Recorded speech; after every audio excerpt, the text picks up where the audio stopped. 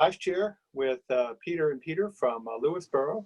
Today we're going to do it with a slight different twist because of obviously some things that have changed in the last year. So we have the town of Dickinson this year. We have Joel Kai, as you've heard from him already, Superintendent for the, actually Commissioner of Public Works, I think is your official title, if I have that correct, Joel. Yep. And then Michael Marinaccio, I got that wrong, I suspect. Close enough. Close enough. Who's the supervisor for the town. How long have you been the supervisor, Mike? About 26 years. About 26 years, okay. And Joel, how long have you been with the town? This will be my 15th year. Okay, so before we get started, we're going to have a little bit of fun with the folks on the call here. So we're going to launch a poll, and let's just see what people say. So you can vote. How would you rate your relationship between the highway department and the town board? Good, fair, or poor? You can vote. Mike and Joel, you can't vote. I see that. And we'll try to get at least 3/4 of the people here to vote and see how they're doing.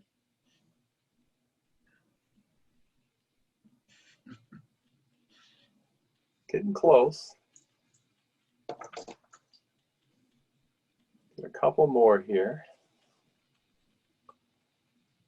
Okay, I'll end the polling. I'll share the results. And so you can see about half say that it's good. And a fair number say poor, actually 20%, 1 in 5. So, and then the rest are fair. So that might help us as we're having our discussion, okay? Okay, so Mike and Joel, what do you think is the role of the supervisor or the superintendent? So Joel, we'll start with you. What do you think is the role of the supervisor? You're the highway superintendent, but what do you think is the role of the supervisor? Careful, Joel. He is the chief financial officer. It is his job to make sure that the town is financially responsible in what we do. So he's got to make sure all the departments are doing exactly what they're supposed to be doing and spending what they're budgeted out for. Okay, and Mike, what do you think is the role of the highway superintendent, or in this case, commissioner of public works? Well, we have a unique situation here, and I think that the highway superintendent has probably one of the most important roles in our town, or in any town for that matter. In Joel's case, you know, he has a keen understanding of construction. He was on the town planning board for a term or two. He was on the town board for a while, and then he became our highway superintendent. So he has a keen sense of town operations, and I think his role, like I said, is probably one of the most important roles in the town. Okay. And just for folks who are listening in, if you have a question for either Mike or Joel or myself, please put it into the Q&A pod, and we'll either type an answer and put it back up, or we'll ask Joel and Mike to speak up about it as well. So please feel free to ask.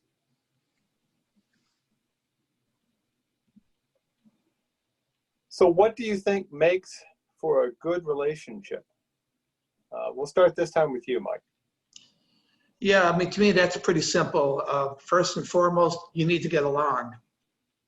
Secondly, you need to have effective communication between the Public Works Department and the town board. And especially with me, I work with Joel on a daily basis, and we communicate to each other. We share each other's thoughts and concerns. So to me, that's first and foremost. For those who have a poor relationship between the supervisor or the town board and the highway department, you better get that straightened out pretty quick, because you can imperil how your town operates. I mean, that's how I feel, and I believe a lot of the my fellow supervisors in Broome County feel the same way. You really need to get along. It's so important.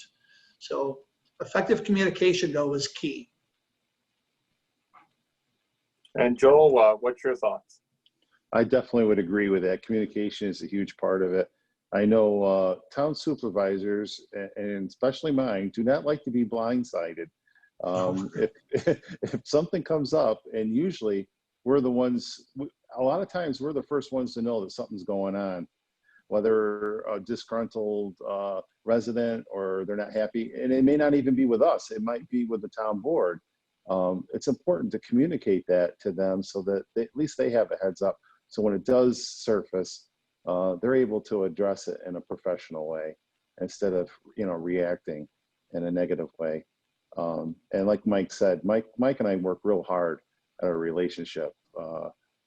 We had our good times and we've had our bad times, but we always seem to work through them. And we listen to each other, which is very important, to be able to listen to the other one and try to put yourself in their place and come to an understanding.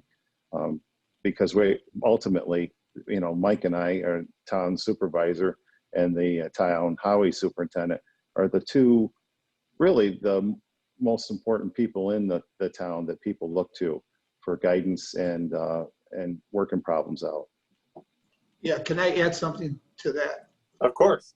One of the things that you have to understand is to have a good relationship, a good working relationship and understanding of the Public Works Department and vice versa. It doesn't mean that we have to micromanage each other. I do not micromanage Joe, at least I don't try to, but I will share ideas with him and he with me. Being blindsided, which I know happens a lot in other areas, is a bad thing. Whether you're the highway superintendent or the town supervisor, you don't want to be blindsided. So I really have to say that Joel does an excellent job with keeping me informed of everything that is going on in the town, and I do the same for him. Okay, well, I've got two questions in the Q&A pod. Let's deal with them. I think they're both timely at this point. First one is, how do you deal with a town board that does not understand the daily functions of the highway department, even after the highway superintendent has explained many times the operations? That's an easy one. It is? Okay, go ahead. Yeah, seriously, the easiest thing you can do is take, especially if you have a difficult town board member, when something really is active that's going on, maybe you're doing a project, maybe, and it's hard to make the time to do this, but it could be even during a snow event. I got to be honest with you, coming from the town board and going to the highway department, perspectives were totally different. My perspective of the highway superintendent that preceded me was totally different once I became highway superintendent. And that's like Mike said earlier, that's a unique thing that I bring into.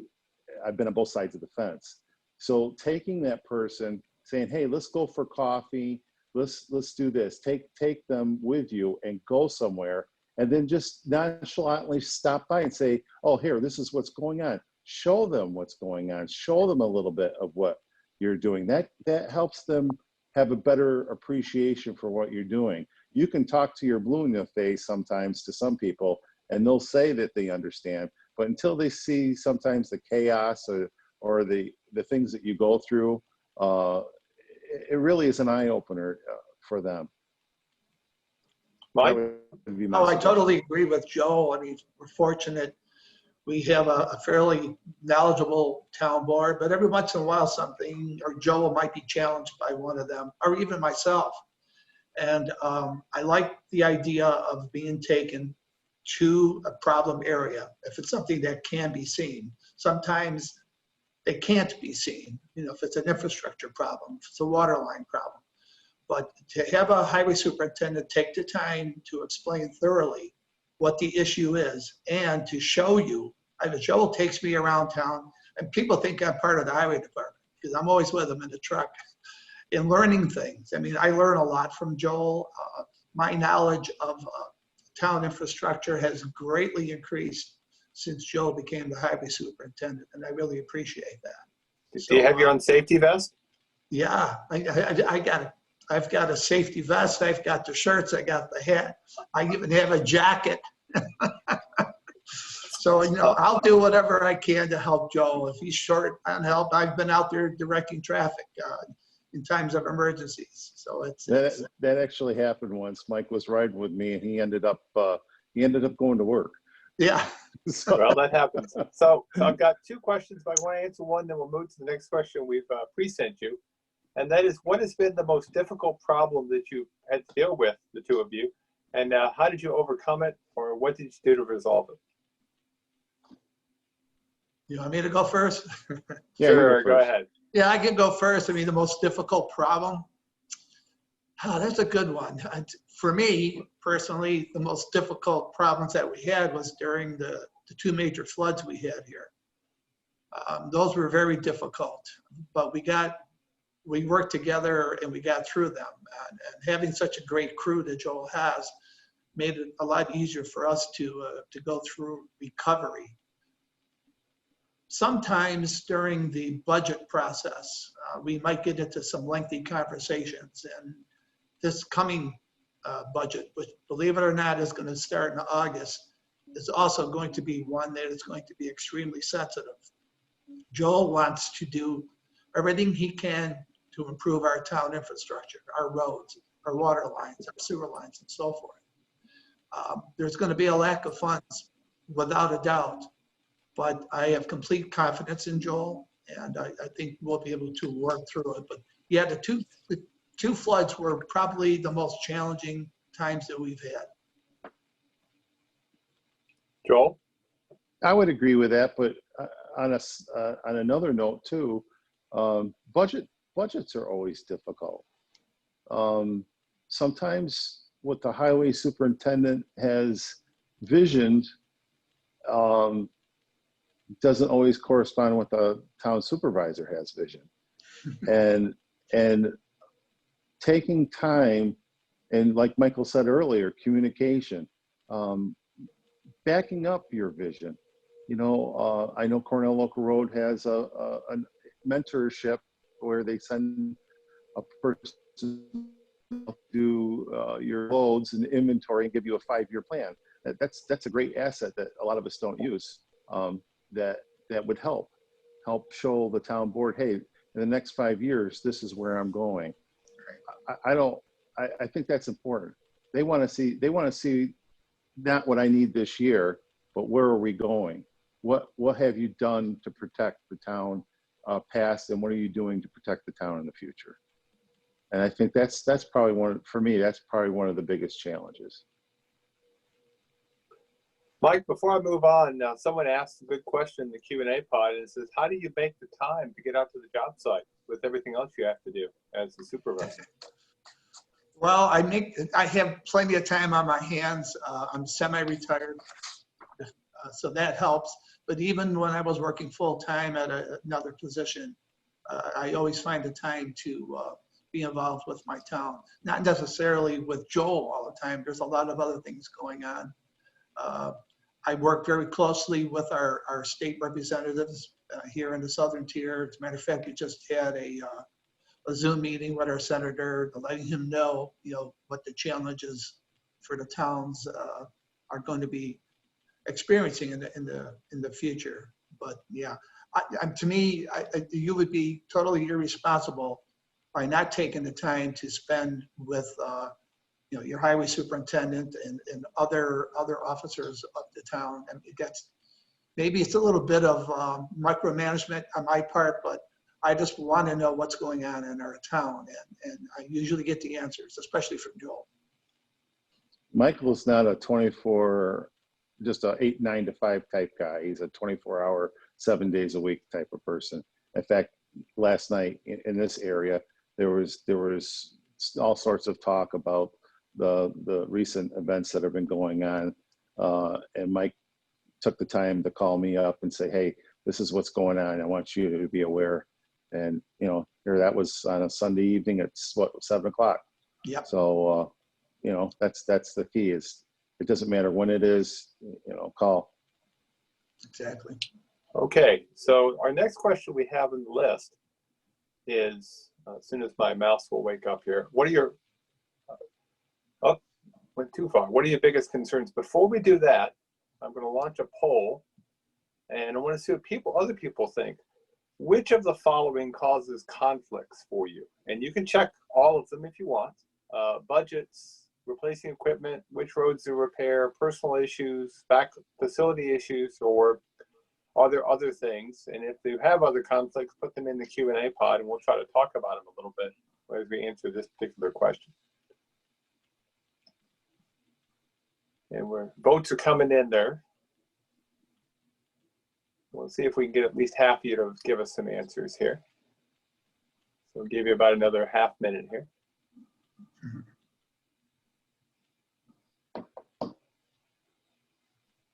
So what do you think is going to win, Mike and Joel? Which one do you think is going to have the top? I mean, for me, well, giving some hints here, I would think budget. But it all depends on what kind of relationships you have with your town board. Otherwise, all the rest could be issues. Okay, so we're going to stop the polling here now, and we'll show the results. And top two, tied. They wound up being tied. Budget and when to replace equipment. So which roads to repair, personnel issues, facility issues, and a few people put other. Obviously, there's other issues that come up. So so now that my mouse has gone to another slide, let's get that slide back up. What are your biggest concerns? What do you think causes the most conflict for you?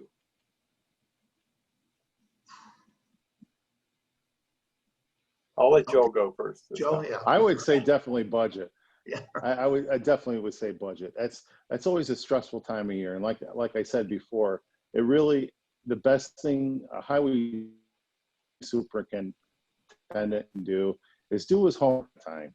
Don't wait until it's budget time to start making your case. Know what you're going to do in the future and try to stick to a plan. That way, like this year, with this uncertainty that we have, all of my department is funded through sales tax, and yet Mike and I sat down when this was going on and worked out a plan of okay, how much cut to the sales tax revenue are we going to come in with, and what are we going to do to change the spending in the highway department so that it doesn't cripple us and that we're able to continue doing things but in a responsible manner.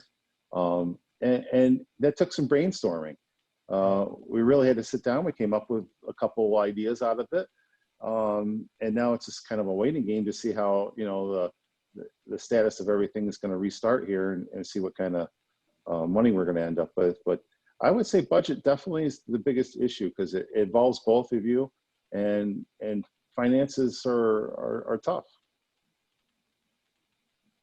Mike?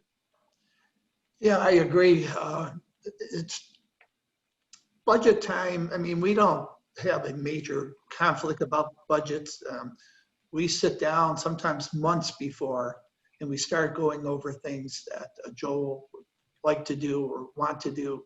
One of the toughest things I think for a highway superintendent, and I've worked with at least 3 here in the town of Dickinson since I've been in office, is they take pride.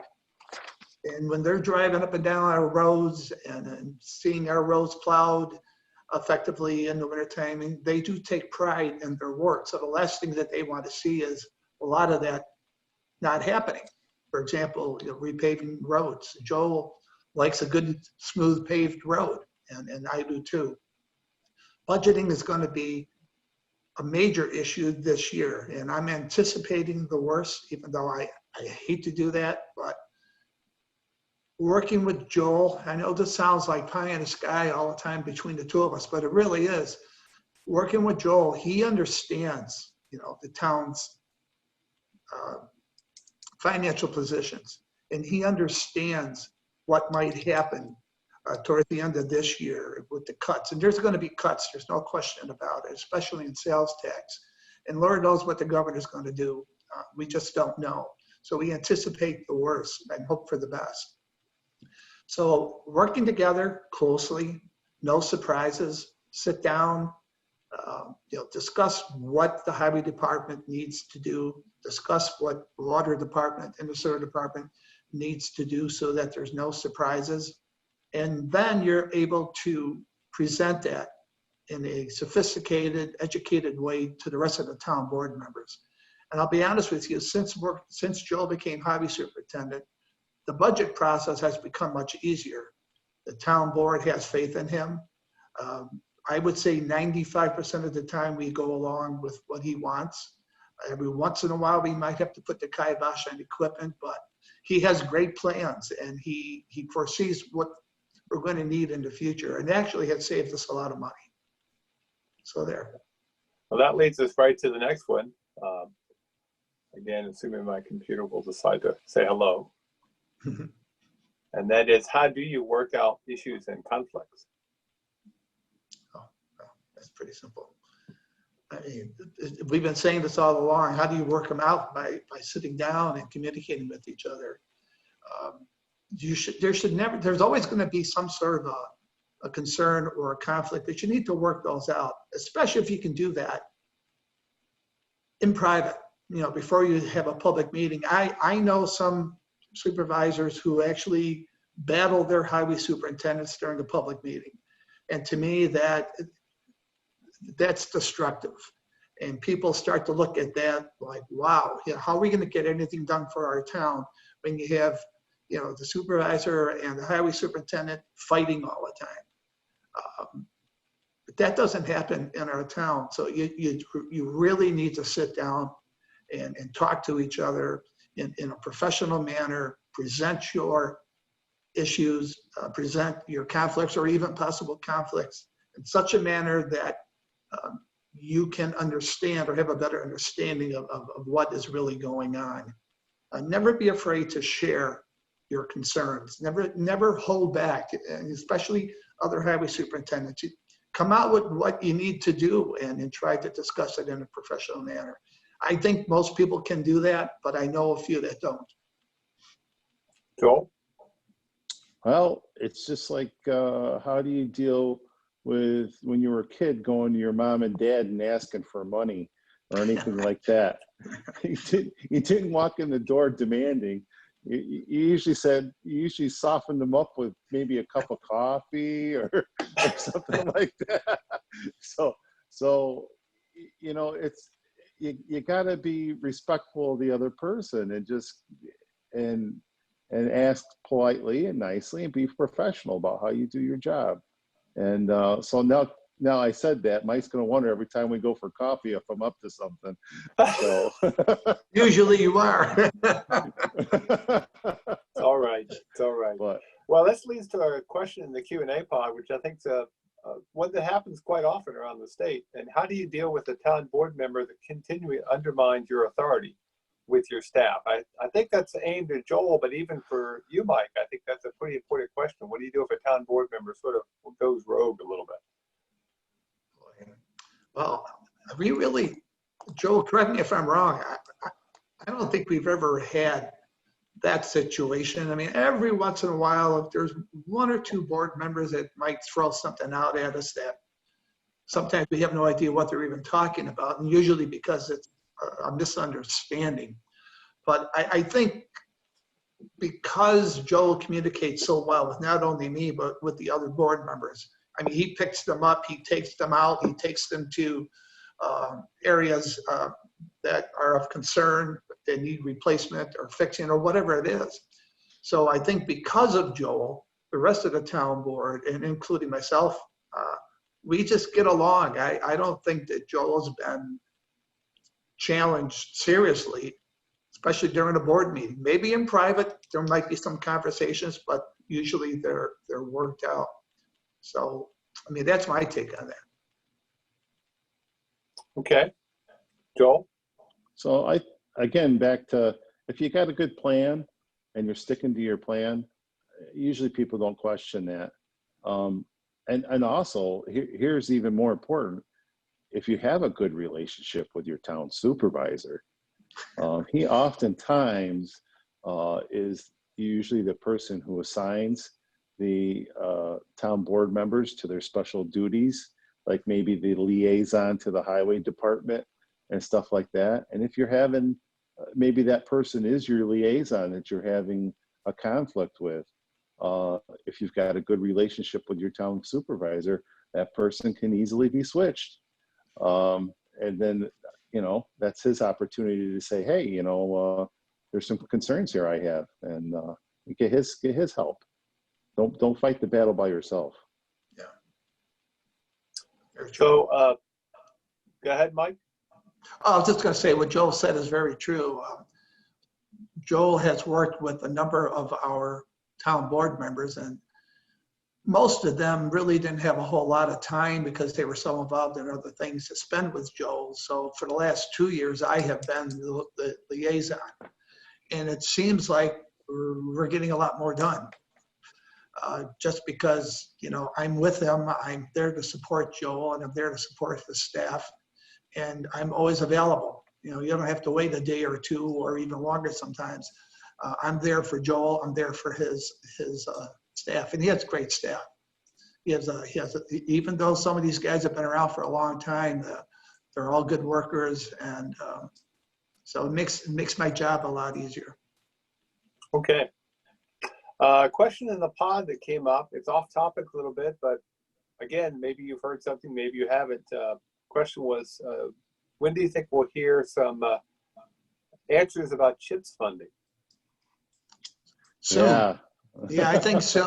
From what according to our Senator Akshar, I think you're going to be hearing something very soon, maybe within the next few weeks. Joel? Yeah, that's kind of our take. We've been I know Todd and I both wrote a letter to the governor just the other day on the 27th, and it was a very well-written letter from both of us. But yeah, we're anticipating that he'll be releasing those funds, and that there'll be printouts for everybody to be able to go ahead and do the work they have to.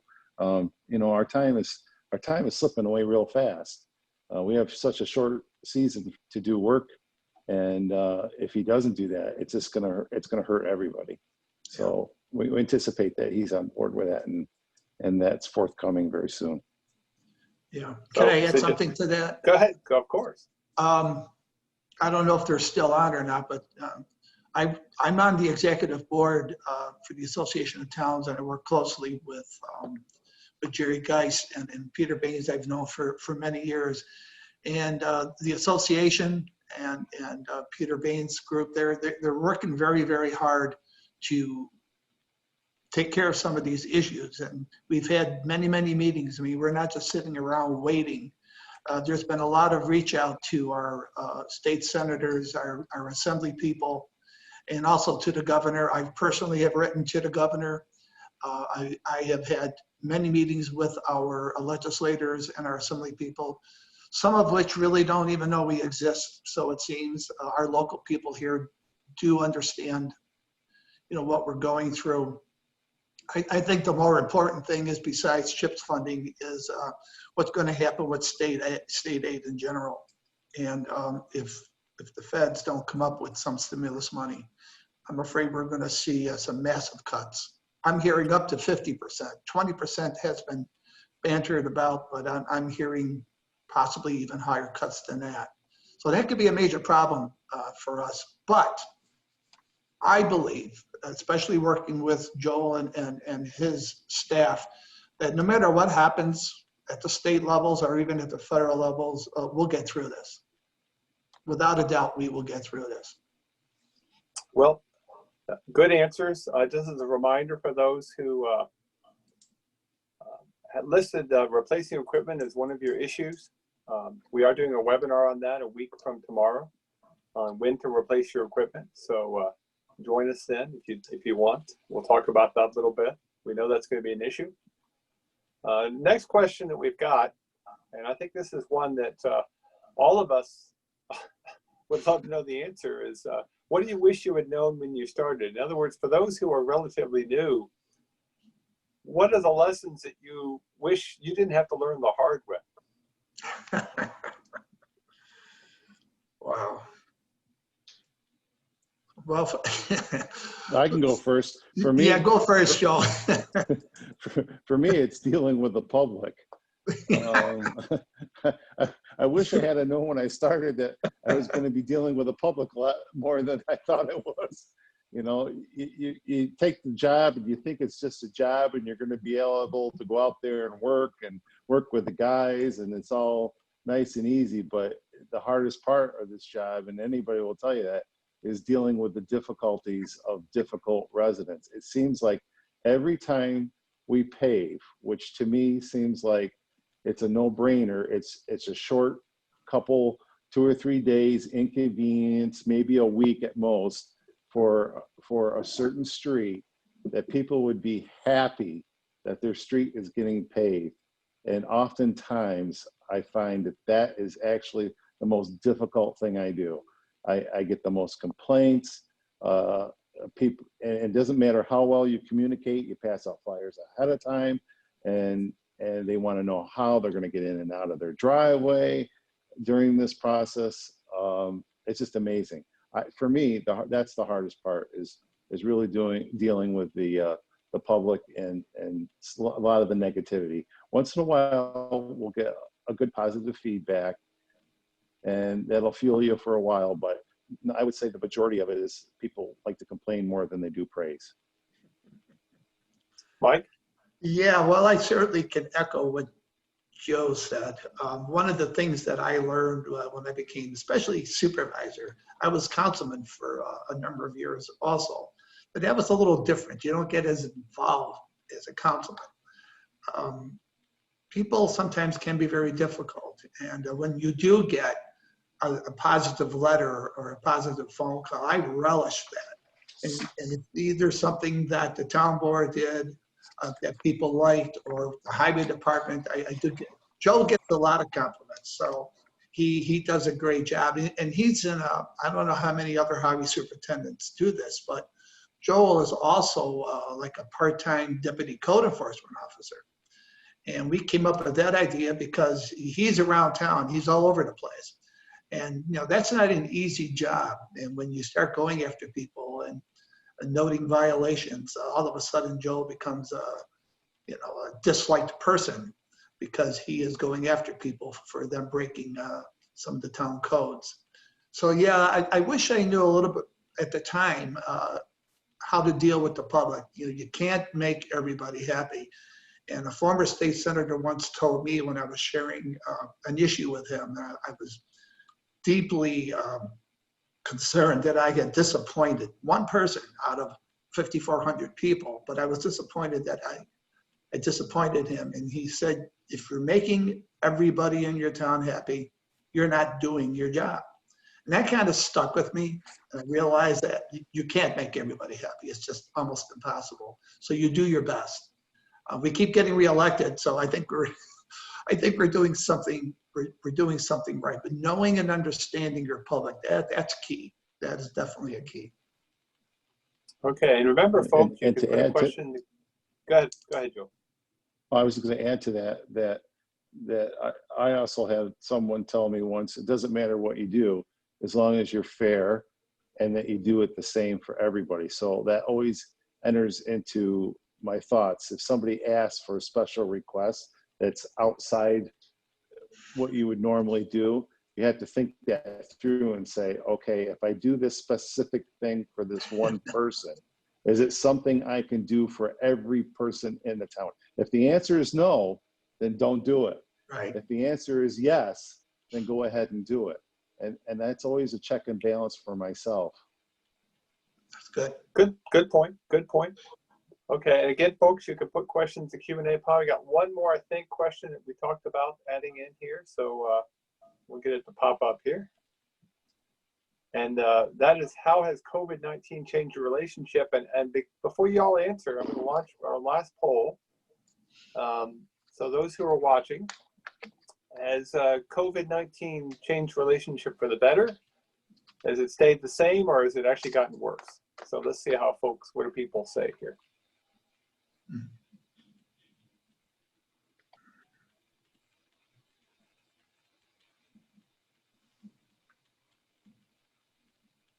What I can't tell, by the way, Mike and Joel, is whether or not they had a good relationship before or not. It's all anonymous, so I can't link those two up. but at least we can get a sense of where people stand. Okay, a few more votes. We'll start this, put it up here. Okay, so I'll stop the polling. I'll share the results. So over half, it's about the same. Hopefully it was good before and it's still the same, but you know, again, we don't know. Actually, I'm a little surprised, but that's why we ask. Over a third, just over a third of the folks say it's actually worse, and then 8% or so are better. So, so how has COVID-19 changed your working relationship down in Dickinson? You know, we started off with a great relationship. I mean, we're friends. You know, I think it's actually gotten better. You know, I've certainly respect how Joel has been able to handle himself and his staff right from the beginning. I wasn't really amazed because I knew he would be able to do what he's doing, but Joel has shown us, the town board, and everybody that lives in the town that work can still happen and it could take place safely. We've had 0 complaints. Joe's been able to spread his workers around town so that they weren't, you know, working closely together. And actually, during this, when this COVID-19 started, we had a $1 million water line replacement project just starting up. And we thought, oh my gosh, this is a grant. And we thought that we were going to lose that job, but it continued, and Joel helped oversee this massive project that's still going on as we speak. So yeah, I think it's improved. I think we have even a keener understanding of each other. Joel? Yeah, one thing highway superintendents are good at is spending money. The town board gives it to us, and man, we're great at spending it. And by this time of this year, I probably would have burnt through probably half my budget easily. Especially during, I like to do my paving early on because I'm always been an advocate. I hate paving in the fall. Why wait to the end of the year for your residents to be able to enjoy good pavement?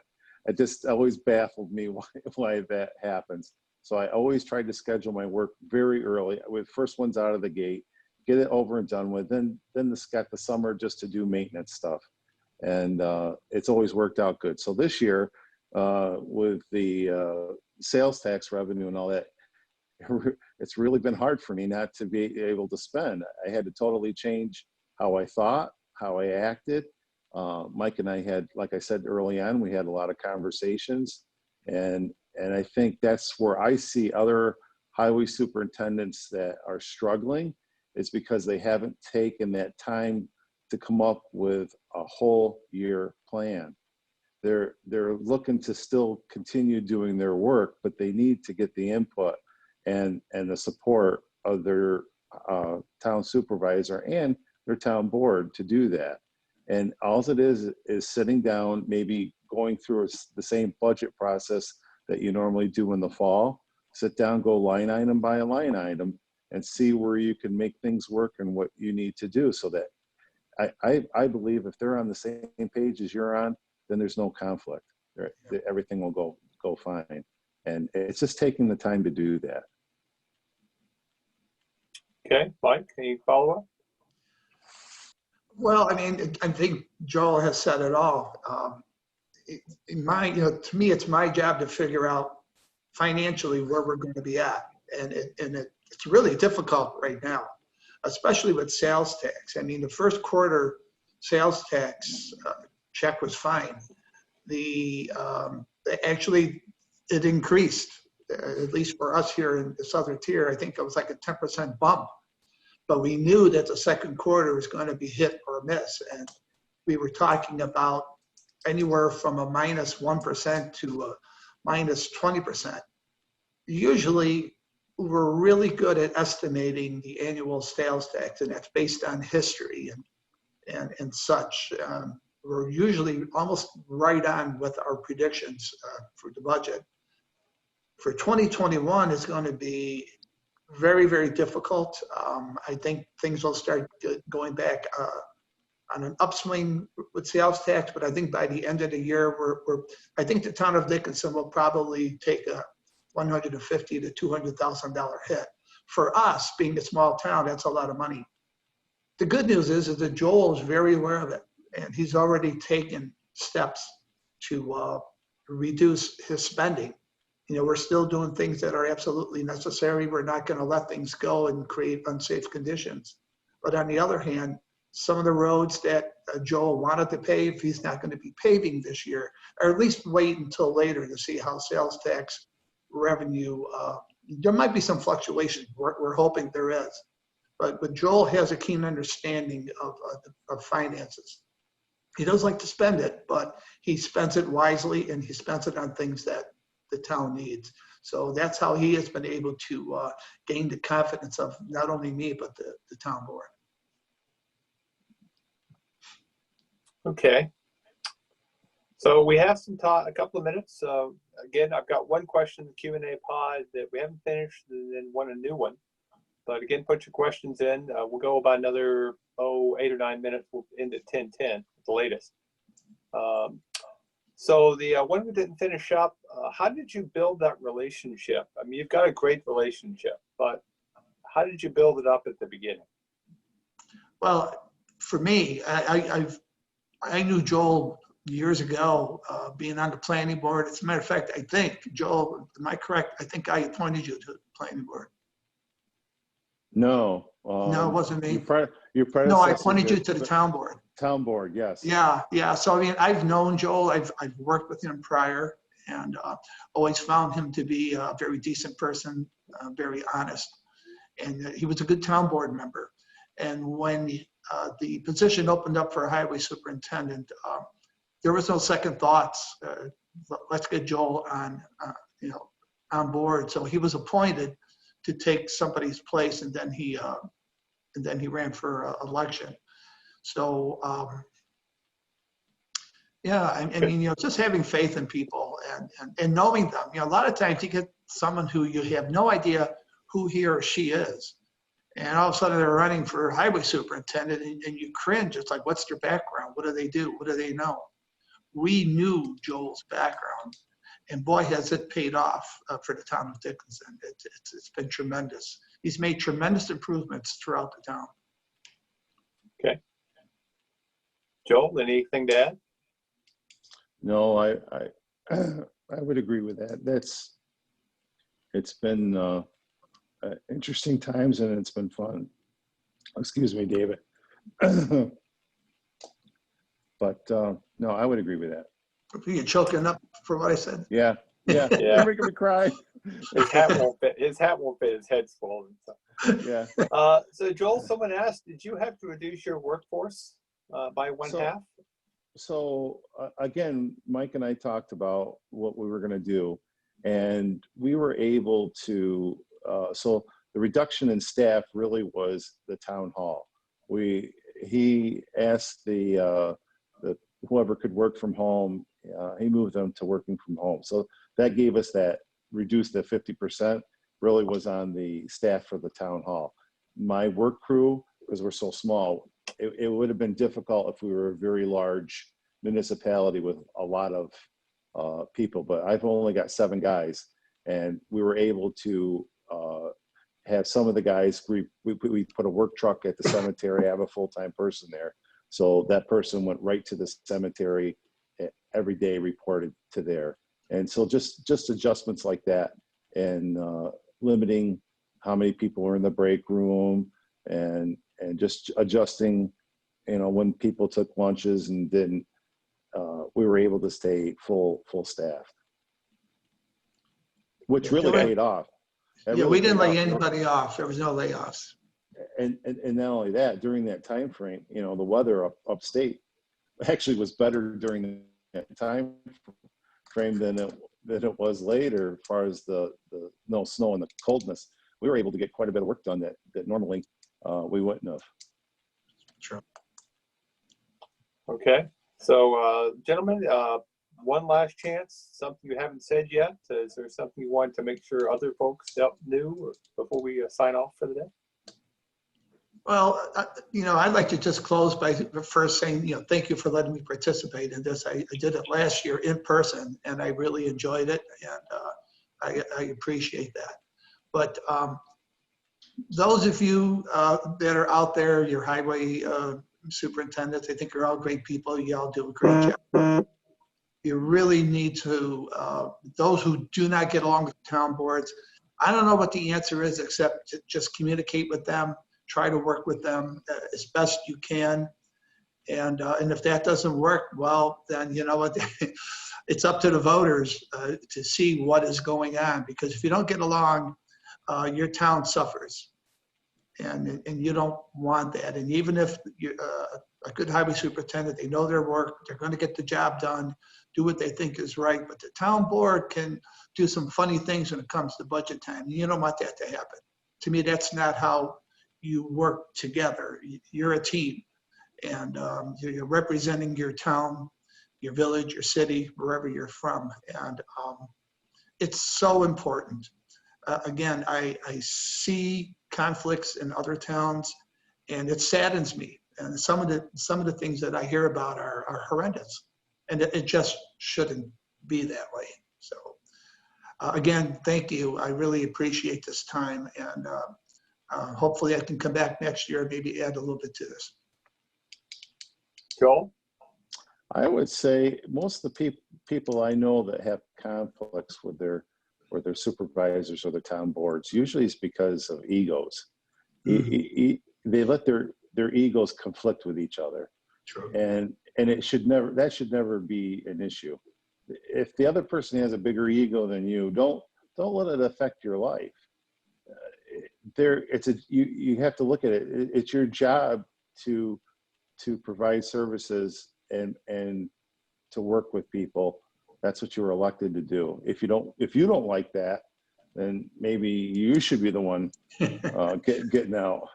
But that's part of your job, and just look at it as that's your job.